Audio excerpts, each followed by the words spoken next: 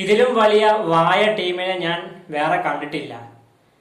വളരെ മോശം പ്രകടനം, വളരെ മോശം പ്രകടനം. കളി വിജയിക്കേണ്ട മത്സരമാണ് പരാജയം. എത്ര ഈ ഒരു സീസൺ എടുത്തു നോക്കി കഴിഞ്ഞാൽ എത്ര മത്സരങ്ങളാണ് വിജയിക്കേണ്ട മത്സരങ്ങൾ അനായാസം പരാജയപ്പെട്ടത്.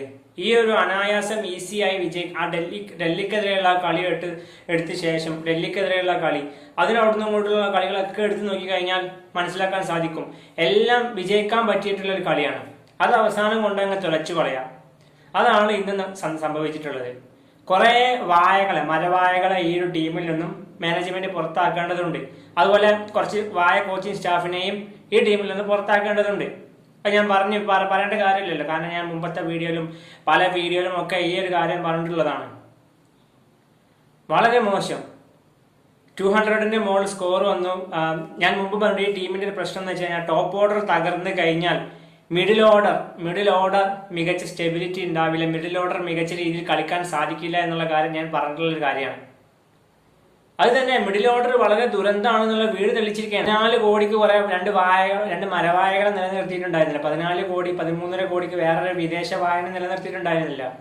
അതൊക്കെ എന്താണ് കൊടുത്തത് ടീമിന് വേണ്ടി? നല്ല ഇമ്പാക്റ്റ് ആണല്ലോ ഈ ഒരു സീസണിൽ കൊടുത്തിട്ടുള്ളത്. എന്തായാലും വളരെ മോശമായിട്ടുള്ള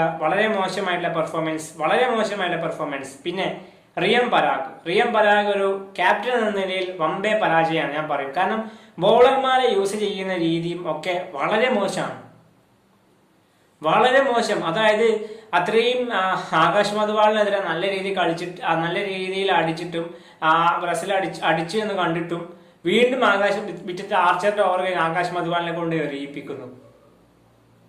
എന്താണ് പറയേണ്ടത്? എനിക്കൊരു പിടുത്തവും കിട്ടുന്നില്ല. വളരെ മോശം പ്രകടനം എന്നാൽ വളരെ മോശം പ്രകടനം. പിന്നെ റിയം പരാഗ് ബാറ്റിങ്ങിൽ വളരെ മികച്ച പ്രകടനം നടത്തി എടുത്തു പറയേണ്ട കാര്യം തന്നെയാണ്, അപ്രിഷിയേറ്റ് ചെയ്യുന്ന കാര്യം. കാരണം ടോപ്പ് ഓർഡറിലെ പല താരങ്ങളും പെട്ടെന്ന് ഔട്ടായ സമയത്ത് റിയം പരാഗ് അവിടെ നിന്ന് കളി അത്രയും വരെ കൊണ്ടുപോയത് പരാഗാണ്. അത് നമ്മൾ എടുത്തു പറയേണ്ട കാര്യം തന്നെയാണ്.